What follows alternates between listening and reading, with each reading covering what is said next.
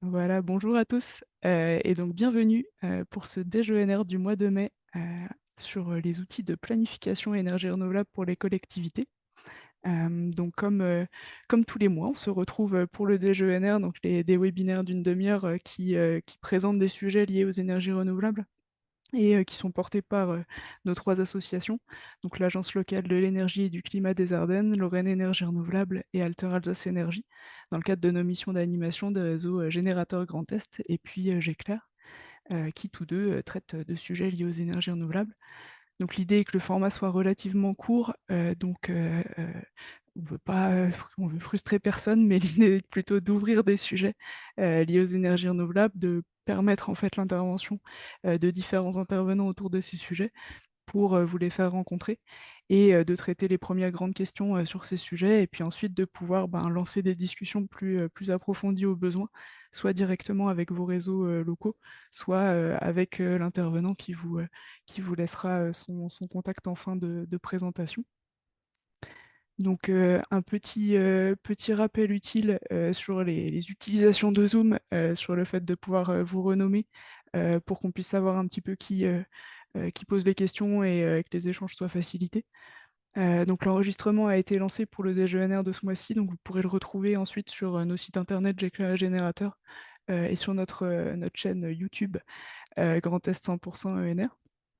Donc par défaut, on a coupé vos micros, mais l'idée est que, vous avez un espace de discussion sur Zoom, sur lequel vous pourrez poser vos questions et on pourra, les collecter pour les poser, à notre intervenant du jour, en fin de présentation. Et puis, le petit sondage, je l'ai lancé, ça y est, ça a été, ça a été fait, c'est tout bon pour ce jour. Donc à noter que l'Intra-Dem est une bonne source d'envoi d'informations pour nos participants et que pas mal de gens seront, a priori disponibles pour pouvoir assister au prochain DGENR du 10 juin, sur l'agrivoltaïsme. Donc pour vous resituer juste, nos associations, donc il y a la LE 08, LER et Alter Alsace sont les 3 assos qui interviennent en Grand Est, sur des missions communes, liées à la réduction des consommations d'énergie et à la production d'énergie renouvelable, pareil pour les territoires. Donc l'idée est que, on puisse porter ces webinaires pour permettre des espaces d'échange et d'information réguliers et de pouvoir créer un peu du contact avec différents acteurs et ensuite envisager des discussions un peu plus poussées et de l'accompagnement potentiel, selon les missions et les sujets. Donc pour aujourd'hui, le sujet, porte sur les outils de planification ENR des collectivités. Pour ça, on aura l'intervention de monsieur Belot de l'ADEME, qui va nous présenter 2 outils, parmi, plein d'autres, sur cette structuration de la planification, pour les territoires et donc ça vous permettra d'avoir un petit peu, 2 points de vue différents, de cette planification-là qui peuvent être adoptés par les collectivités et ça permettra en fait de pouvoir, se poser un peu des questions sur comment, prendre ce sujet de la planification et heu et comment ça peut être traité finalement selon, la sensibilité du territoire, ce qui existe déjà et ce qui va mobiliser finalement le plus, les élus, les habitants et les autres, structures locales. Et donc voilà, on aura un temps d'échange, et de questions-réponses, en fin de présentation et donc on pourra collecter vos questions, via l'espace de chat. Juste pour avoir un petit aperçu avant de passer à l'intervention, du jour, les prochaines dates du DGENR donc se retrouvent ici sur cette slide. Il y a une page internet dédiée avec toutes les informations qui vous sera envoyée dans le chat et qui est disponible sur nos sites internet. Donc le prochain rendez-vous étant le 10 juin sur l'agrivoltaïsme et puis ensuite on se retrouvera pour une dernière date avant les vacances d'été, sur les démarches administratives autour des projets ENR. Donc voilà pour ma partie de présentation, introductive disons et je vais pouvoir laisser la parole à monsieur Belot de l'ADEME, qui va nous présenter justement, de 12 outils, de planification, ENR pour les collectivités. Parfait, ben merci beaucoup Léna. Donc je vais partager mon écran et vous allez me dire si c'est bon. Hop. Donc bonjour à toutes et à tous. Comme le disait Léna, donc on va vous présenter aujourd'hui 2 outils de planification territoriale des énergies renouvelables. C'est bien évidemment pas exhaustif.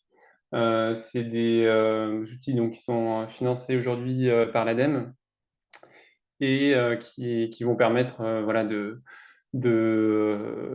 d'engranger, on va dire, une transition sur les territoires et voilà, d'avoir vraiment des outils de planification qui puissent être adaptés aux problématiques locales.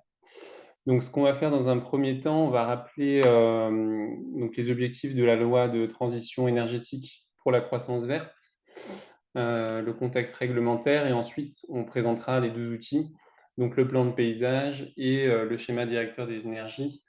Et ensuite, on terminera par des conclusions qui montreront voilà, en quoi ces deux outils sont complémentaires et aussi les grandes lignes qui se dégagent de ces deux outils. Donc pour la loi de transition énergétique pour la croissance verte que vous connaissez sûrement, donc on a un objectif de 33% de consommation de part ENR dans la consommation énergétique finale en 2030 et une réduction de 40% des émissions de gaz à effet de serre en 2030 et une réduction de 75% en 2050. Donc ça, c'est par rapport à l'année 90. Donc c'est des objectifs qui sont voilà, plutôt ambitieux. Et donc on a deux feuilles de route pour décliner, pour faire appliquer, décliner cette loi, donc la stratégie nationale bas carbone, la SNBC. Donc l'objectif est d'atteindre la neutralité carbone en 2050 et la PPE, donc la PPE 2020-2028. Et donc là, cette PPE va proposer voilà, de accroître par deux, de multiplier par deux la production éolienne, par 4 la production photovoltaïque, par 1,4 la biomasse et entre 6 et 10 pour la méthanisation. Donc on a dans la stratégie nationale bas carbone aussi la partie sobriété, bien évidemment. Donc de réduire la consommation énergétique finale de 20% en 2030 et de 50% en 2050 par rapport à 2012. Et on voit bien que ces actions de sobriété sont vraiment ambitieuses et que voilà, c'est là qu'on va avoir le plus de mal à atteindre les objectifs fixés. Au niveau du contexte réglementaire, donc au niveau de ce qui est obligatoire et de ce qui est volontaire, donc ça nous a paru intéressant de faire un peu la part entre aujourd'hui les outils, les démarches qui sont obligatoires, des démarches qui sont volontaires, et de bien insister aujourd'hui que, voilà, que le schéma directeur des énergies comme le plan de paysage sont des démarches volontaires. Et ça, c'est plutôt intéressant. Donc, il y a bien évidemment un cahier des charges, mais on va avoir plus de marge de manœuvre en quelque sorte sur ces outils vraiment pour qu'ils soient adaptés au territoire. On a l'habitude de dire qu'il y a autant de schémas, par exemple, de directeur des énergies ou autant de plans de paysage que de collectivités. C'est-à-dire qu'on va pouvoir personnaliser les outils au territoire, aux collectivités. Alors ça peut bien évidemment être le cas pour les outils réglementaires, mais dans une moindre mesure.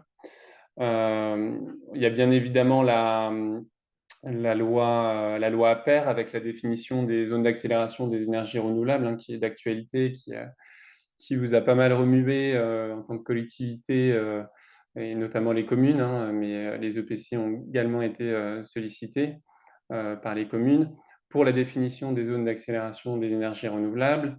Et d'où l'intérêt, en fait, on voit bien aujourd'hui qu'il y a un réel intérêt à faire de la planification et notamment toutes les collectivités qui avaient déjà entrepris de telles démarches volontaires.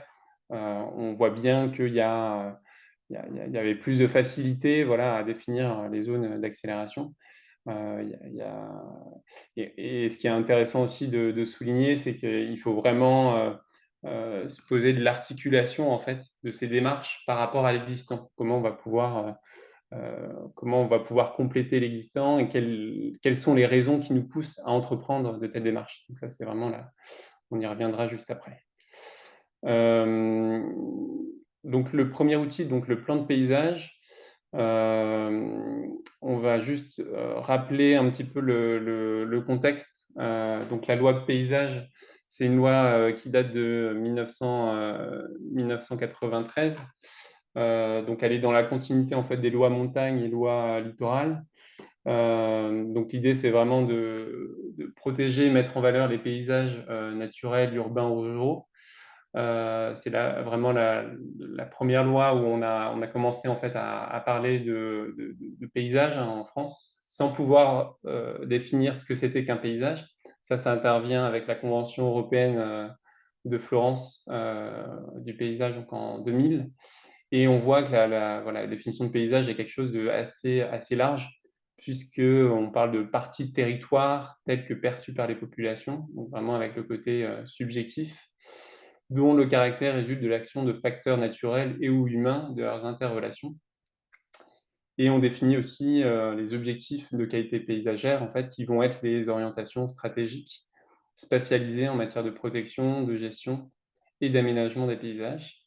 Et finalement, le plan de paysage, qui est une méthodologie en fait de projet pour les territoires et un outil à visée opérationnelle pour répondre aux problématiques de transition écologique, énergétique, intervient en 2013. Donc voilà, c'est un peu comment ça s'échelonne aujourd'hui le paysage et la définition du paysage. Et en fait, l'intérêt d'un plan de paysage, c'est de pouvoir, en quelque sorte appréhender la transition écologique, énergétique par le prisme du paysage et de voir un paysage pas comme un territoire à équiper, ni comme une carte postale à protéger à tout prix, mais vraiment comme un projet de territoire. Donc à la croisée d'enjeux multiples, sociaux, économiques, environnementaux, et donc de voir ça vraiment de manière transverse et de décloisonner différents secteurs et de ne pas envisager voilà, un projet éolien comme uniquement un projet de ENR énergétique, mais de voir bah, voilà, l'impact sur la biodiversité, l'impact sur les sols, de voir toute la vision transverse qui s'impose en fait quand on mène de tels projets.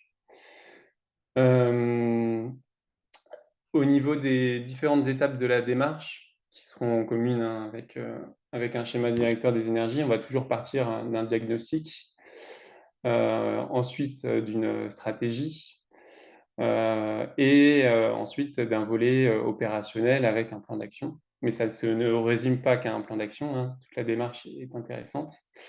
Donc la première partie sur le diagnostic, donc ça va être des lectures en fait de paysages sur le territoire, donc en se déplaçant vraiment sur le terrain, et identifier les unités paysagères, donc des unités homogènes en fait, où on va avoir des ressemblances sur ces zones-là et des points faibles, points forts à souligner, de comprendre les dynamiques en fait du paysage aussi et comment est-ce qu'il a évolué avec bah, l'arrivée du pétrole, de vraiment avoir un historique en fait, de pouvoir comprendre ce qu'étaient les paysages avant le pétrole, avec l'arrivée du pétrole, avec les Trente Glorieuses et ce que sont les paysages aujourd'hui, les résultats de toutes ces évolutions.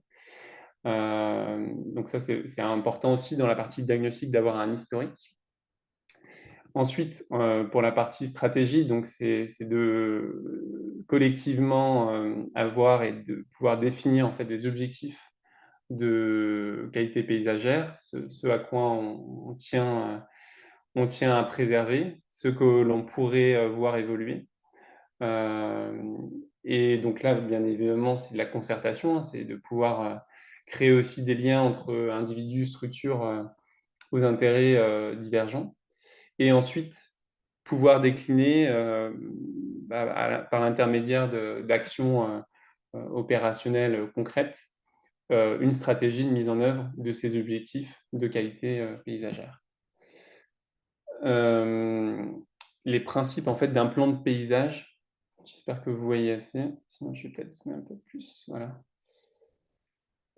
Donc, vous l'avez peut-être bien compris et déjà en tête, hein, mais c'est de ne pas aborder la transition énergétique comme un item isolé, mais de comprendre les enjeux spécifiques d'un paysage, euh, également en fait de ne pas appréhender uniquement la transition sous l'angle unique de la production d'énergie, mais également parler d'économie d'énergie, de redéfinir des modes de consommation, de prendre en compte aussi tout le volet comportemental, sociologique de la transition énergétique, de s'appuyer sur les spécificités du territoire, hein, parce que chaque territoire a ses spécificités, ses contraintes qui ne sont pas les mêmes d'un territoire à l'autre. Donc vraiment de partir de l'échelle locale, de diversifier bien évidemment les modes de production d'énergie en valorisant les ressources locales, travailler sur l'intégration des filières au tissu économique et contribuer au dynamisme des territoires. Et voilà aussi de relativiser l'intérêt de chaque type d'énergie, aller au-delà des notions de rendement, enfin, purement rendement énergétique, sauvegarde des paysages, mais de voilà, vraiment avoir un listing en fait des impacts positifs, négatifs des différentes énergies, que ce soit en termes de retombées économiques, environnementales, image du territoire, organisation sociale. Aujourd'hui, donc, entreprendre un plan de paysage. Donc, je suis désolé, j'ai marqué 2 volets, il y a 3 volets. Le dernier volet, c'est une nouveauté de l'année 2024. Donc, un plan de paysage, hein, je ne l'ai pas dit, c'est un appel à projet national aujourd'hui, avec 3 volets. Donc, le volet généraliste, donc c'est directement auprès du ministère de la Transition écologique et cohésion des territoires. Le volet de transition énergétique, c'est depuis 4-5 ans maintenant que l'ADEME finance ce volet-là. Et la nouveauté de cette année, c'est le troisième volet, c'est la préservation et restauration de la biodiversité, qui est financé par l'OFB. Donc les dispositifs ne sont pas complémentaires, hein, quand on postule pour le volet transition énergétique, hein, on ne pourra pas choisir le volet généraliste, hein, c'est trois volets séparés. Le dépôt des dossiers, donc c'est avant le 20 juin 2024, donc un peu plus d'un mois. Et un plan de paysage, c'est à peu près 2-3 ans au niveau de la durée du projet, avec un taux d'aide ADEME de 80% sur un montant plafonné un montant plafonné de 100 000 euros, qui est à peu près en fait le coût aujourd'hui d'un plan de paysage, 150 000 éventuellement, mais c'est la fourchette haute. Donc là, on est accompagné en fait par un bureau d'études paysagiste, ce qui est assez intéressant parce que c'est vrai que le métier de paysagiste aujourd'hui est méconnu. Ça permet d'aborder le volet transition énergétique avec un regard assez transverse, hein, parce que le métier de paysagiste est vraiment transverse à plein de disciplines. Et également, donc il y a en général le collectif Paysage après pétrole qui propose un jeu de simulation qui s'appelle Étape, qui est dans la continuité de Destination Tepos, et qui permet voilà, sur un format un peu différent de ce qu'on a l'habitude de faire, mais de se placer sur un plateau et de pouvoir, de la même manière que pour Destination Tepos, scénariser voilà, les scénarios, enfin scénariser des mix énergétiques sur un territoire avec des paysages. Donc voilà, c'est assez intéressant. Et il y a un club, une fois que la collectivité a été retenue, il y a un club plan de paysage qui permet voilà, d'avoir des échanges assez fluides et des partages entre les différents lauréats. La cartographie, donc ça c'est la cartographie des plans de paysages qui ont été financés jusqu'à présent ou qui sont en cours de financement sur le volet transition énergétique. Donc voilà, on voit qu'il y a plutôt une bonne répartition sur le territoire. On se place plutôt sur des échelles intercommunales, même si on voit qu'il y a certaines communes en Bretagne, donc il y a la commune de Silfiac. Mais voilà, on est plutôt sur une échelle intercommunale, PNR également. Donc les PNR sont vraiment une cible intéressante et intéressée par la démarche paysagère parce que c'est déjà quelque chose qui est pris en compte en fait dans la charte des PNR.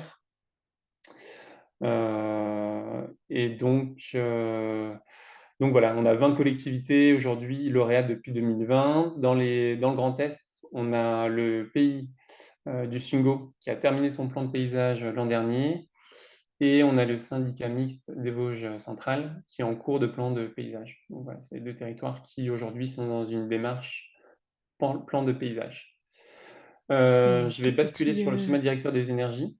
ouais, je Euh, fais un tout petit interlude de temps, oui, juste pour, pour un petit rappel de timing.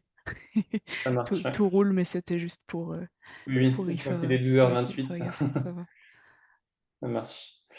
Donc un schéma directeur des énergies, c'est historiquement porté par des grandes métropoles, hein, territoires urbains, ce qui en fait est de moins en moins le cas aujourd'hui. On a beaucoup de syndicats de SCOT, de PETR, syndicats d'énergie, des Comcom, qui entreprennent des schémas directeurs des énergies. Le but étant d'avoir une vision vraiment multi-énergie.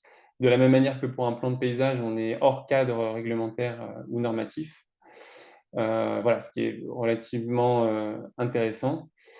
Euh, donc le but, ça va être de la même manière, on est sur la planification énergétique territoriale, mais de prendre en compte le volet sobriété, donc de voir comment est-ce qu'on peut réduire les besoins en énergie et développer les énergies, les ENR, sur le territoire, et voilà, de pouvoir spatialiser en fait les potentiels d'action. On est sur une démarche aussi très transversale qui mobilise l'ensemble des acteurs du territoire. Donc ça, c'est à définir, hein. Chaque territoire pourra mobiliser les acteurs qui souhaitera, mais on est relativement large en termes de démarches et d'acteurs à mobiliser.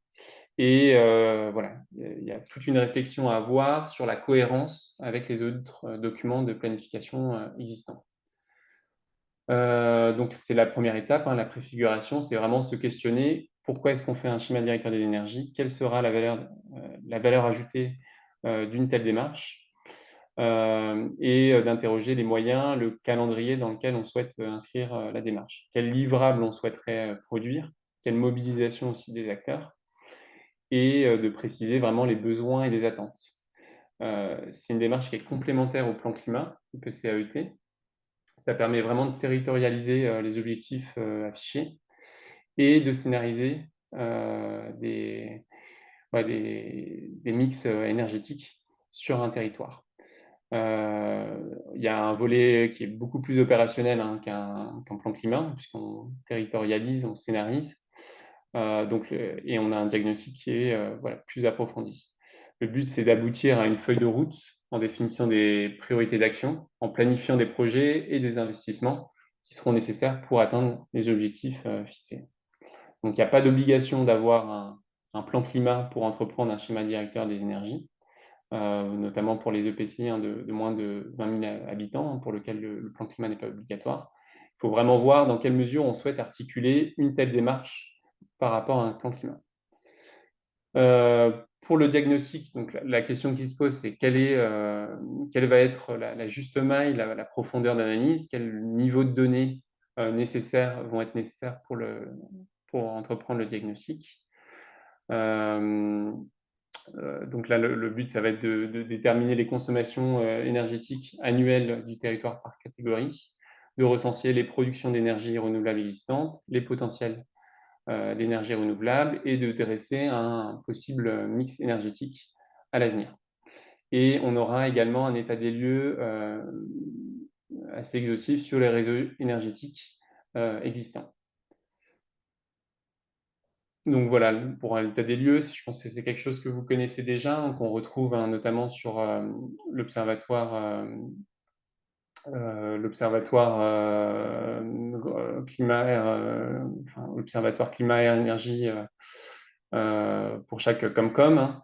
C'est le diagramme de Sankey qui permet de faire le lien entre production et ressources primaires d'énergie, ressources secondaires et les consommations énergétiques finales par secteur. Donc, ça, c'est déjà un outil qui est enfin, voilà, très puissant, très intéressant pour avoir une photographie à un instant T d'un territoire sur les consommations énergétiques existantes et le type de mix, les types de mix fossiles, enfin, plus ou moins fossiles avec un taux de pénétration vénère plus ou moins grand.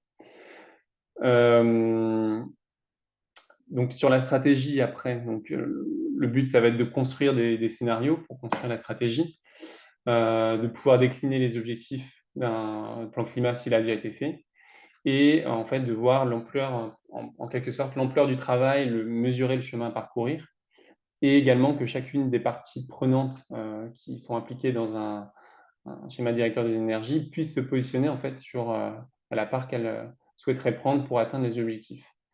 C'est une démarche aussi qui est intéressante parce qu'elle permet d'afficher aux acteurs privés, notamment aux développeurs, de voir comment se positionne en fait votre collectivité, la collectivité, et en fait d'avoir voilà, de pouvoir dire voilà, on a fait un schéma directeur des énergies, donc voilà, tel projet, on souhaiterait avoir tel projet qui se positionne sur le territoire. Et ça permet aussi d'avoir un bagage un peu, voilà, qui peut être aussi un contrepoids pour certains développeurs qui, des fois, sont un peu trop, enfin, où il n'y a pas de démarche de concertation. Ça permet aussi de dire, voilà, on a entrepris un plan de paysage, voilà, nous, ce qu'on souhaiterait, et de dire, voilà, ce schéma directeur des énergies fait suite à une concertation. Ensuite, pour la partie mise en œuvre, c'est comment est-ce qu'on va pouvoir décliner cette stratégie dans les différentes politiques de la collectivité, comment on va alimenter, par exemple, un PLUI avec un schéma directeur des énergies.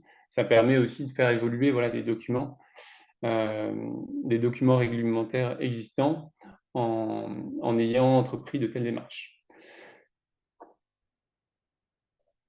Donc aujourd'hui, sur le Grand Est, donc, nous, au niveau ADEME, donc, des territoires qui sont en cours de démarche, enfin, de schéma directeur des énergies, donc on en a 3. Donc il y a la Multipole Sud-Lorraine, hein, qui est un très très grand territoire, enfin, c'est la moitié quasiment de département, enfin la moitié sud de Meurthe-et-Moselle, 13 EPCI. On a la Comcom du pays Orne-Moselle, à côté de Metz, et on a le PETR du pays de Sarrebourg qui est tout juste en train de commencer la démarche.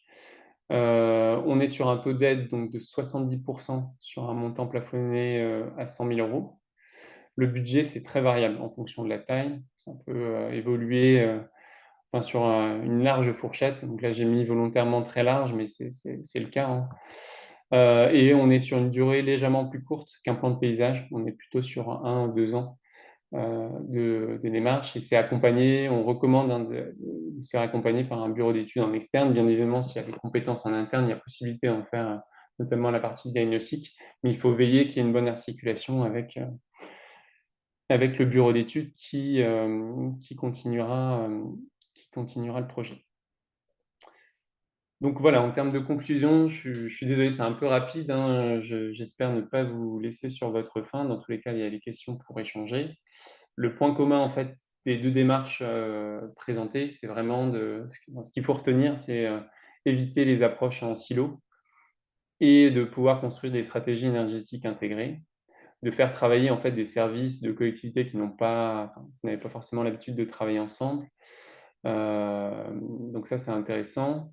Ça bénéficie à tout type de territoire, hein, on l'a vu, hein, de la commune à l'interco, à regroupement de PCI. L'idée aussi, ouais, c'est vraiment de faire monter en compétence, hein, les acteurs du territoire, hein, sur les sujets liés à l'énergie, et de voir ça comme des outils de dialogue territoriaux. Et donc là, on a remis un peu le synoptique, hein, mais on est dans les deux démarches, on est vraiment sur voilà, de la planification avec voilà, les quatre grandes étapes de planification. Et pour finir, je vous ai mis donc les documents ressources aujourd'hui. Donc il y a le guide, qui est un cahier des charges en fait type de la FNCCR, sur l'élaboration d'un schéma directeur des énergies. Ça date d'il y a quelques années, mais ça reste toujours d'actualité et intéressant. Il y a un guide ADEME écrit conjointement avec GRDF. C'est le fruit en fait d'un accord cadre ADEME GRDF. Donc ça s'intitule, enfin c'est en libre accès, hein, c'est Conjuguer le mix énergétique, planification territoriale et urbaine. Et sur le site de Climaction, on a une fiche qui est un peu un résumé en quelque sorte de ce cahier des charges, donc volontairement plus large, parce que c'est vrai que là, il y a certains outils, on a l'impression que c'est surtout pour des grandes collectivités. Là, on a fait quelque chose de volontairement plus large sur les études énergétiques territoriales. Et finalement, donc, si vous avez des questions, enfin, là, on va pouvoir y répondre. Je vous laisse mes coordonnées, hein, vous aurez la présentation aussi et le webinaire en rediffusion. Mes coordonnées, donc n'hésitez pas. Moi, je suis basé à Strasbourg dans la direction régionale Grand Est. Donc n'hésitez pas à me contacter si vous souhaitez entreprendre de telles démarches. J'y répondrai avec plaisir. Alors, Eh on a ben, une merci beaucoup. première. Ouais, pardon. On avait une première question directement dans le chat de Jérôme Malitourne sur la date butoir pour le schéma directeur des énergies. Donc, vous avez parlé du 20 juin. Si Alors un ça, projet. Ouais, c'est pour le plan de paysage, hein, qui est pardon. l'appel à projet national. Donc, il y a une date, hein, de clôture pour la remise des dossiers qui est le 20 juin. Pour le schéma directeur des énergies, on est voilà, sur l'instruction du dossier de façon assez classique, hein. Donc, il suffit de déposer donc, votre dossier, de prendre contact avec l'ADEME, donc votre référent territorial, et moi, pour ensuite déposer votre dossier sur Agir ou ensuite nous contacter. Mais il n'y a pas de date de calendrier à respecter. Et du coup, pour le projet paysage, cette date butoir, elle fait que des territoires qui auraient un projet par la suite ne pourraient pas bénéficier d'aide? Alors effectivement, hein, comme on est sur un appel à projet national, on ne pourra pas. Enfin, c'est une date par an. En fait, c'est un jury qui se réunit à Paris là, au mois de juin. Donc, on ne pourra pas effectivement. C'est une date par année, malheureusement. Donc là, c'est vrai que c'est un petit peu juste, hein. Euh, voilà, c'est un appel à projet national, donc on est contraint par ce calendrier-là. Et du coup, il y aurait une date potentiellement l'an prochain pour des Oui, projets tout qui à se fait. lanceraient après coup. Ça le retarde d'un an, quoi, à peu de choses près. Tout à fait, ouais. Et il Ok. ne faut pas hésiter en fait à nous contacter bien en amont si vous avez des questions. C'est souvent le cas, hein, mais il ne faut pas hésiter à nous contacter, même si c'est pour l'an prochain. Vous pouvez déjà nous contacter et puis nous, on peut déjà commencer à échanger sur le sujet. Mm. Et surtout si la mise en place pour les plans de paysage, si ça prend 2 3 ans, ça sera pas de trop d'avoir 6 mois d'avance Oui, tout à pour fait. entamer les discussions. Et en termes de taux d'aide, du coup, on reste à peu près a priori à des niveaux stables ou Oui, ça. Ouais, ok. oui, oui, ce sera. Enfin là, on est passé en fait de 70% l'an dernier à 80% cette année pour les plans de paysage. Ok. Pour l'instant, ça marche plutôt bien en fait. On a plutôt des bons retours. Euh, donc, la démarche paysagère a globalement du succès.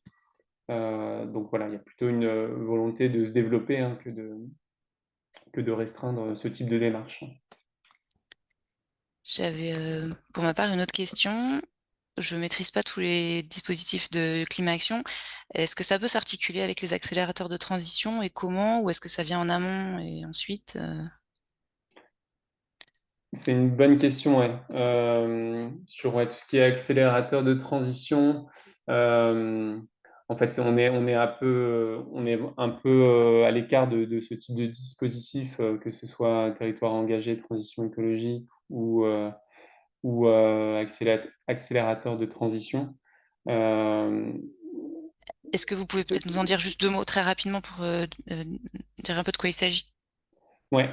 Alors, territoire, enfin, moi je connais plus territoire engagé pour la transition écologique. Donc, il y a deux référentiels, hein. Donc, il y a le préférentiel économie circulaire ou climat, air, énergie. Donc le but, ça va être de labelliser, en fait, de choisir un des 2 labels ou les 2 labels, et de pouvoir, en fait, avoir un audit et de pouvoir un audit pour déjà positionner le territoire et ensuite de positionner les objectifs et de suivre pendant 4 ans de mémoire, d'avoir un conseiller et ensuite qui va suivre l'évolution du territoire par rapport à l'atteinte des objectifs et ensuite d'attribuer le label avec un certain niveau atteint. C'est des pourcentages, hein, c'est très, très quadrillé. C'est très large, hein. C'est aussi très transverse. Aujourd'hui, il n'y a pas de lien, malheureusement. On pourrait imaginer avoir un lien sur le suivi de plans de paysage, par exemple, dans le TET, hein, dans le territoire engagé de transition écologique, notamment pour le suivi, puisqu'aujourd'hui, quand on termine un plan de paysage, en quelque sorte, on ne fait que commencer, c'est-à-dire on a plein d'idées, on a territorialisé, mais on a ensuite sur le suivi, la mise en place des projets, on n'a pas forcément un référentiel comme ce qu'on pourrait avoir. On pourrait imaginer avoir un lien en fait entre TET ou accélérateur d'énergie et ce type de dispositif, ce qui n'est pas le cas aujourd'hui, pour vraiment tout englober en fait dans un seul et même outil, mais ça n'existe pas. Mais du coup, on peut se dire que c'est la suite logique de ce que vous venez de présenter. Une fois les planifications faites, c'est passé au Ouais, suivi avec d'avoir en fait un ces suivi de la dispositifs. mise en place et un outil en fait qui permette de vraiment de mesurer voilà, les projets qui vont être mis en place et l'application en fait, la déclinaison du plan d'action, de pouvoir suivre en fait l'avancement du plan d'action, que ce soit un schéma directeur des énergies ou d'un plan de paysage. On pourrait imaginer avoir une articulation entre les deux. Ce serait, ça n'engage que moi, mais ça pourrait être intéressant. Nous, côté ADEME. Donc, on a prévu ce déjeuner sur la planification. Il faut qu'on en prévoie un suivant sur le suivi des plans d'action à ce niveau-là. Ça alimente le programme de la suite pour 2025. Alors, je sais pas si les participants avaient des questions en particulier. Il n'y en a pas forcément d'autres dans le chat, donc c'est l'occasion d'en profiter pour en discuter directement. Mais sinon, ça paraît assez complet. Bah, c'est vrai que c'était pas mal d'infos d'un coup. Alors du coup, comme ça permettra de digérer toutes ces infos et de voir vers quoi chaque territoire semble se diriger. Mais ce que j'en ai noté aussi, c'est même bon avec un point de vue un petit peu orienté projet citoyen me concernant, mais qu'en termes d'intégration des sociétés citoyennes, en fait, c'est aussi intéressant d'avoir ce type de démarche-là, où en fait, en faisant des exercices de planification, que ce soit avec un schéma directeur ou avec un plan paysage, ça permet en fait d'intégrer les différents acteurs du territoire à la discussion en fait et de le construire ensemble.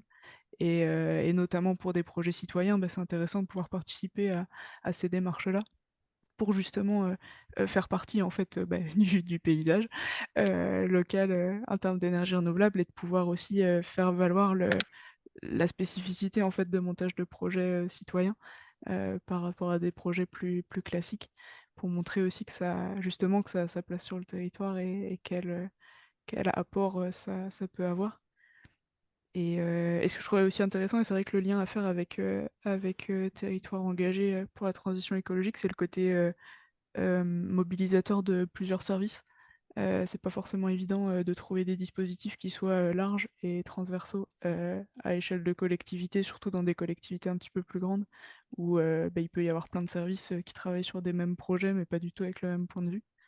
Et c'est vrai que d'avoir ce type de réflexion collective, bon, ça suppose de réussir à embarquer tout le monde, donc c'est probablement un peu de travail d'animation et de mobilisation dans les territoires, mais ça permet aussi d'inclure en fait tous les différents services et que tout le monde aille un peu dans un sens cohérent et commun.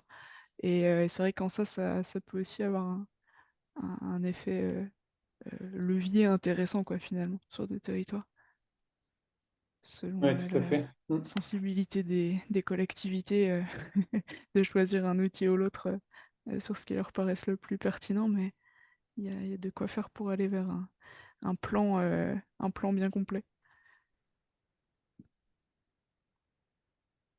Oui, et puis les Ben, 2 outils, en fait, ont pas la même approche, mais mmh, en quelque sorte, une finalité commune, hein. Je pense que c'est ça aussi, il y a pas de enfin, il y a pas d'outil mieux que l'autre. C'est juste, de voir, en fait, par l'intermédiaire d'un diagnostic, de voir, ce qui pourrait être plus adapté, pour un territoire par rapport à des spécificités et heu et l'existant, en fait, de pouvoir articuler une nouvelle démarche, volontaire, heu, sur l'existant et ça, c'est vraiment important quand on voit aujourd'hui la complexité, en fait, des différentes démarches, de planification territoriale, hein, c'était un peu la diapo au début, se pose forcément la question, bah, qu'est-ce que je fais pour mon territoire? Ça, c'est vraiment du cas par cas. Il n'y a pas de réponse type qu'on puisse, apporter. Faut se poser la question: «Pourquoi est-ce qu'on souhaite entreprendre une telle démarche?» et ce sur quoi enfin, quelle direction, on souhaiterait avoir pour ce type de démarche et quels objectifs, en quelque sorte, on se donne, quoi. Ça, c'est ce qu'il faut garder un peu en tête, quoi. Je me permets, il y a des questions qui sont arrivées entre-temps. Une de clarification et une de précision. Pour le plan paysage, demande Katharina Brochtet, est-ce qu'un paysagiste est suffisant ou est-ce qu'il y a d'autres compétences à associer? Alors, ça va être, un bureau d'études, paysagiste, heu, qui, en général, ouais, ça c'est surtout, ouais, des bureaux d'études, paysagistes. Il y a pas forcément besoin d'une compétence, heu, autre que celle de paysagiste. Je réfléchis en même temps que je parle. Des fois, il y a des associations, de bureaux d'études, qui répondent, voilà, aux exigences, mais ça, c'est plus, enfin, il y a pas enfin, c'est là, le prérequis, enfin, c'est d'avoir un bureau d'études paysagiste. Après, il y en a qui ont des sensibilités plus ou moins marquées, énergie, paysage, hein, mais bien évidemment, il y a dans le côté paysage, sur le volet transition énergétique, il faut quand même avoir une compétence énergie, dans le bureau d'études, mais la première compétence, c'est le paysage. Et justement pour élargir, ça c'est pour vous parliez de bureau énergie et paysage, mais il y a donc Gabriel Sago qui demande comment se différencient les trois différents volets du plan paysage entre l'approche énergétique, biodiversité et généraliste. Est-ce que ça englobe les deux autres? Ouais, alors le volet généraliste peut englober, alors je sais que enfin le dernier, volet, moi je suis pas forcément comme il est nouveau, j'ai pas forcément échangé, avec mes collègues, dessus. Sur les 2 premiers volets, donc sur le volet, généraliste et le volet, transition énergétique, il y a certains, enfin le volet généraliste peut englober le volet transition énergétique. Ça, c'est possible. L'inverse, n'est pas vrai.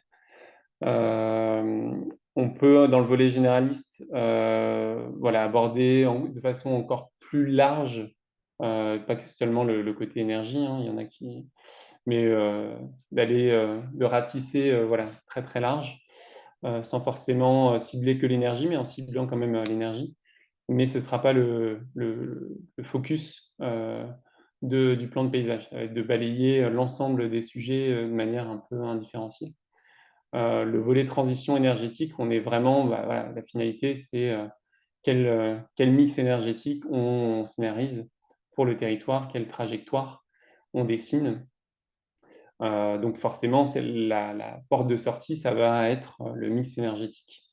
Mais en concertant, en ayant, la porte d'entrée, paysagère qui est, suffisamment large et transverse pour englober en fait, bah, l'ensemble, enfin des thématiques, enfin qu'on pourrait, imaginer, d'un projet ENR, biodiversité, aménagement, impact sur les sols, enfin voilà, d'avoir, quelque chose qui puisse être suffisamment large pour, ne pas travailler en silo, mais bien d'avoir, tous les aspects, les aspects un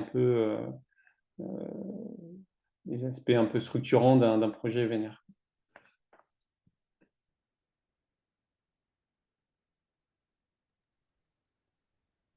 Merci Eh beaucoup. ben, super, oui.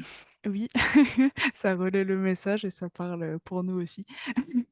Mais merci en tout cas. Je pense qu'on arrive, en bout de questions.